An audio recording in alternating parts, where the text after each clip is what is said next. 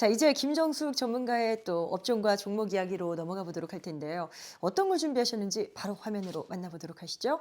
자, 오늘은 2차 전지를 가지고 오셨습니다. 뭐 아무래도 미국 쪽 포함해서 AI 데이터 센터가 증가하고 있고 여기에 발맞춰서 ESS 배터리 시장에 대한 어떤 확장성을 많이들 이야기하시잖아요. 이렇다 보니까 2차 전지가 또 최근에 뜨거운 관심을 받고 있는데 어떤 점을 주목하셔서 오늘 관심 섹터로 가져오셨을까요? 최근 미국의 인공지능 AI 데이터 센터의 폭발적인 증가가 전력 수요를 급증시키면서 이를 보완하고 안정화하는 핵심 인프라 에너지 저장 장치 배터리 시장의 성장을 이끌고 있습니다. 국내 2차 전지 관련 기업들에게 새로운 성장 동력을 작용하고 있습니다. 25년 미국의 ESS 시장은 약 40기가와트시로 향후 5년 내에 약 80에서 90기가와트로 2배가량 성장할 전망입니다. 국내 배터리사들은 미국의 배터리 공장 가동률 확대, 현지화 대규모 ESS용 배터리 공급 계약에 적극적으로 진출과 사업 전환을 추진하고 있습니다. 네. 미국과 고관세 정책으로 중국산 ESS 배터리의 가격 경쟁력이 크게 약화될 것으로 판단이 됩니다. 미국 현지에서 LFP 배터리 양산을 시작하거나 계획 중인 국내 배터리 기업들은 수혜가 예상이 됩니다. ESS 수요 증가로 인해서 2차 전지 기업들이 새로운 동력을 확보했다. 이 점에는 상당히 환호할 만하겠습니다만, 근데 또 일각에서는 최근의 흐름들을 보면서 너무 단기 과열은 아닐까 걱정된다. 이런 의견도 내비치고 있더라고요. 뭐 걱정을 해야 될까요? 김정숙 전문가 판단은 좀 어떠세요? 일부 기업의 주가가 한 달 만에 80% 정도 이상 폭등하는 등 가파른 상승세를 보이면서 현재 밸류에이션 실질적인 실적 증가보다는 기대감을 앞서 반영한 우려는 있습니다. 전기차용 생산 라인 공급 물량이 다 ESS로 채우기가 부족하다는 점이 거론은 되고는 있습니다. 네네. ESS 수요 모멘텀은 분명하지만 ESS를 둘러싼 경쟁 심화라든가 소재라든가 시스템 가격 급등, 그다음에 투자 실적의 실적 발생 간의 시차, 그리고 정책 변화와 같은 불확실성을 부각되고 있습니다. 하지만 ESS 성장은 단기적보다는 전력 인프라 대전환에 따른 필수적인 변화이므로 2차 전지 산업의 중장기적인 성장은 여전히 높겠습니다. 네. 실제 ESS 부분의 매출과 이익 기여도가 증가하는 시점을 확인하면서 투자하는 것도 필요해 보이겠습니다. 특히 배터리 3사 가운데서 LG에너지 솔루션의 행보가 눈에 띄고 있습니다. 최근에 폴란드 북부 지역에 신규 ESS 전력망 설비 단지를 구축하겠다 이런 또 내용이 나와서요. 유럽 수요에 어떤 적극적인 대비하기 위함이 아닌가, 대응하기 위함이 아닌가라는 생각이 드는데 이 이슈 포함해서 이 종목 어떻게 좀 봐야 될까요? 네, 그렇습니다. LG에너지 솔루션은 폴란드 북부 지역의 유럽 최대 규모의 ESS 전력망 설비 단지를 구축 중이며 2027년도에 가동률을 목표로 하고 있습니다. 2026년부터 폴란드 브로츠와프 공장에서 생산하는 ESS용 LF 배터리를 공급할 예정입니다. 배터리 공급뿐만 아니라 설계, 조달, 시공 등 턴킨 솔루션까지 종합적으로 제공할 예정입니다. 폴란드 공장에서 ESS 전용 생산 라인을 구축해서 올해 말부터 본격적으로 ESS 배터리 생산에 들어가고요. 네. 기존 전기차 배터리 생산 라인인 ESS용을 전환하는 등 생산 효율화를 추진하고 있습니다. 유럽 현지에서 증가하는 ESS 수요에 적극 대응해 나가는 모습입니다. 미국이 ESS 시장의 성장은 국내 배터리 기업들에게는 전기차의 확실한 돌파구가 될 것이고 중국 견제 정책은 구조적으로 점유율을 확대 기회로 작용할 것입니다. 자, 오늘 김정숙 전문가는 관심 업종으로 2차 전지를 말씀하십니다. 자, 함께 하시는 송기훈 전문가께서는 어떠세요? 2차 전지 뭐 미래 밝다고 판단하십니까? 예, 그 2차 전지가 그동안 빠진 이유는 이제 이른바 캐즘 무저 때문에 빠졌잖아요. 그렇죠. 네. 근데 이제 새로운 수요처가 생긴 거죠. ESS라는.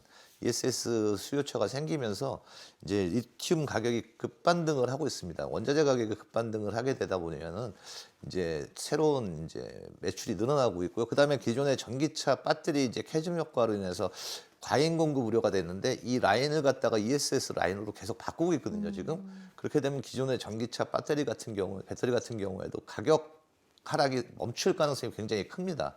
그래서 이 전기차 배터리나 ESS가 이제 상호 시너지 효과 때문에 앞으로도 좀 긍정적으로 보고 있습니다. 네, 계속해서 김정숙 전문가의 2차 전지 전략이 궁금하신 분들 카카오 채널 필살기 고수 외전을 검색해서 친구 추가하시면 되겠습니다. 더 자세한 내용들 확인이 가능합니다. 자, 그렇다면 2차 전지 내에서도 종목이 많을 텐데요. 종목 궁금해집니다. 첫 번째 탑픽부터 확인해 보시죠. 자, 먼저 가볼 기업은 에코프로입니다. 최근에 주가가 한 달 새 거의 2배가량 급등을 했습니다. ESS용 양극재 사업의 본격화가 주가에 좀 불을 당긴 것으로 보여지는데 이 종목 어떤 이유에서 선별해 오셨을까요? 에코프로의 최근 주가가 약 한 달 만에 9배 가까이 급등한 주요 이유는 ESS용 양극재 사업에 대한 기대감과 실제 매출 증가 그리고 전기차 시장의 반등에 따른 2차 전지 투자 심리 개선이 복합적으로 작용했기 때문입니다. 에코프로는 그룹의 지주회사로서 에코프로 BM의 3분기 실적에서 ESS용 양극재 매출이 전분기 대비 100% 이상 증가하는 등 성과를 보였습니다. 네. 데이터 센터와 신재생 에너지 인프라 확대 덕분에 ESS용 배터리 수요가 급증하였습니다. 이로 인해서 외국인이나 기관이 순매수로 집중적으로 이어졌었습니다. 단기 가열 신호는 나오기는 했지만 양극재 매출이 핵심 성장 동력임을 평가받고는 있습니다. 또한 탈중국 수요 기대로 수급 역시 견조하게 숨고르게 하면서 추세에 이어져 나갈 것으로 보여집니다. 약간 걱정되는 부분들도 하나 여쭤봐야 될 것 같은 게 회사인 에코프로 BM의 단기 부채 상환 지표가 악화됐다는 부분입니다. 이렇게 된다면 에코프로 BM 쪽에서는 크게 우려하지 않아도 된다 이렇게 말하긴 했습니다만 투자자 입장에서는 또 그게 아니다 보니까 한번 짚어볼 필요는 있을 것 같은데요. 어떻게 보셨습니까? 에코프로 BM의 단기 재무 지표 약화는 주로 유동 비율 하락에서 비롯되었습니다. 회사는 대규모 시설 투자 자금을 조달하는 과정에서 단기 차익 규모를 늘렸고 이 차익금이 유동 부채로 인식되면서 유동 비율을 끌어내린 것입니다. ESS 사업 성장 및 실적 호조에 힘입어서 영업 활동을 통한 현금 창출 능력이 늘어나고 이를 갚을 수 있는 체력은 갖추고 있다고 볼 수가 있겠습니다. 네네.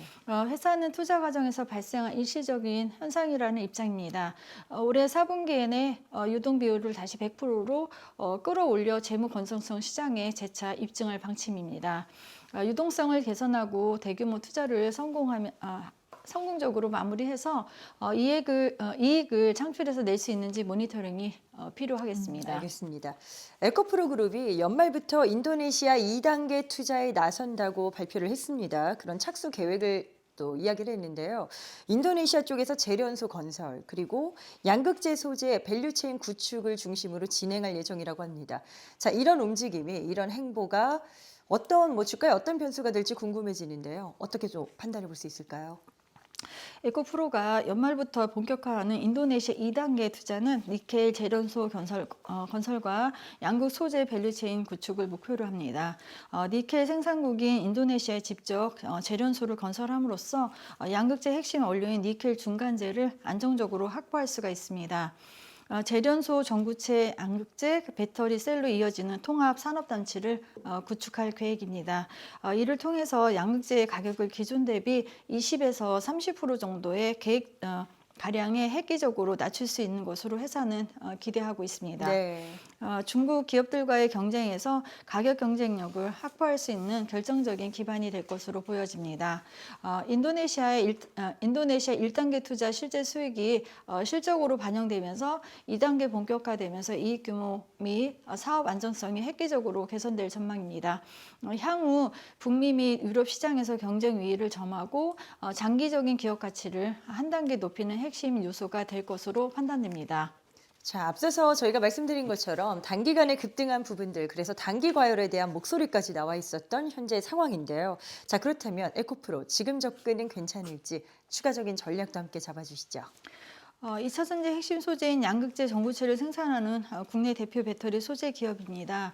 최근에 분기 실적 흑자로 전환되는 모습인데요. 에너지 저장 장치로 2차 전지가 강세를 보이는 가운데 최근에 급등 후 숨고르기를 하고 있습니다. 주가가 바닥 라인을 확인하고 상승하는 모습으로 조정 후 기술적 분석상 재차 3차 상승을 시도할 것으로 예상하고 있습니다. 주가는 기대감으로 상승하기 때문에 유동성 장세에서 상승 모멘텀 모멘텀이 좀 나온다고 하면 현주가에서 추가 상승 기대해 보겠습니다. 네. 매수가는 91,700원 이하로 해보시고 매도가는 11만 원 이상이고 손절가는 7만 원으로 분할 매수 대응하시기 바랍니다. 자, 에코프로에 이어서 두 번째 토픽도 궁금해집니다. 자, 2차 전지 관련해서 화제의 종목 어떤 종목으로 준비하셨을지 화면으로 또 소개해드리도록 하죠. 자, 이번에는 LNF가 나오는군요. 내년부터 LFP 양극재 양산을 목표로 해서 신규 설비 투자를 진행한다고 밝혔습니다. 자, 이렇게 된다면 뭐 역시나 ESS 쪽에 집중하는 전략이 아닌가라고 생각할 수밖에 없을 것 같은데 뭐 어떤 행보라고 보셨을까요? 2026년 하반기부터 LFP 양극재 대량 양산하기 위한 신규 설비 투자를 본격적으로 추진합니다. 자회사 LNF 플러스에 약 3,382억 원을 투자해서 대구 국가산업단지에 공장을 건설하게 됩니다. 26년 상반기 준공, 하반기 양산을 목표로 합니다. 27년에는 생산량을 6만 톤까지 확대될 계획입니다.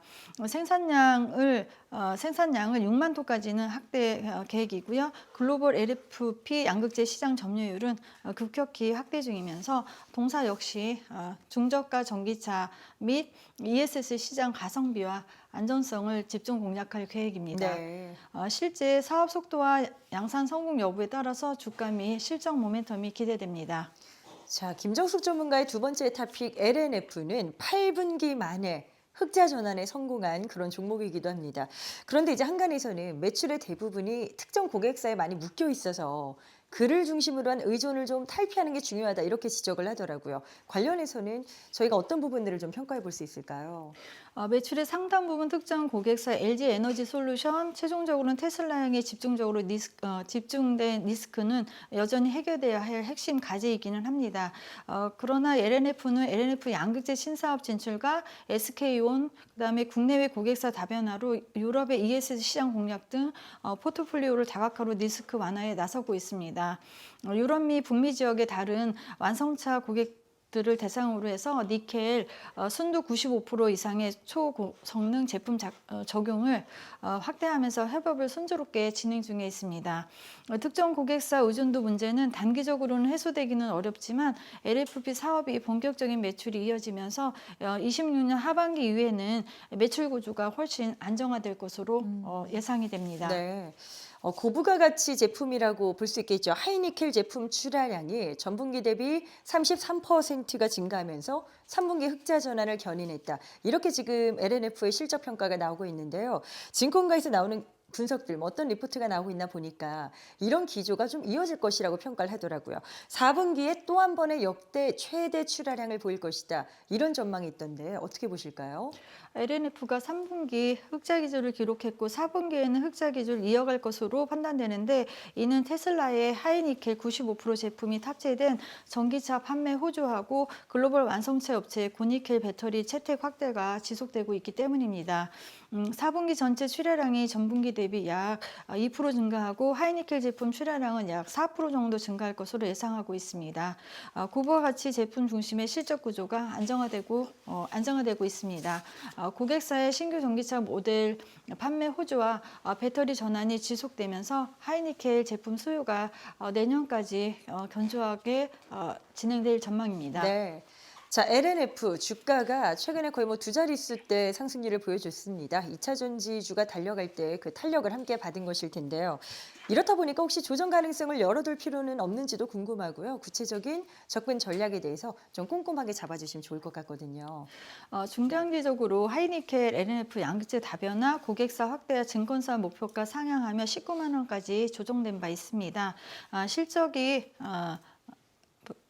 실적이 지속된다면 추가 상승이 가능할 것으로 보여지고 있습니다.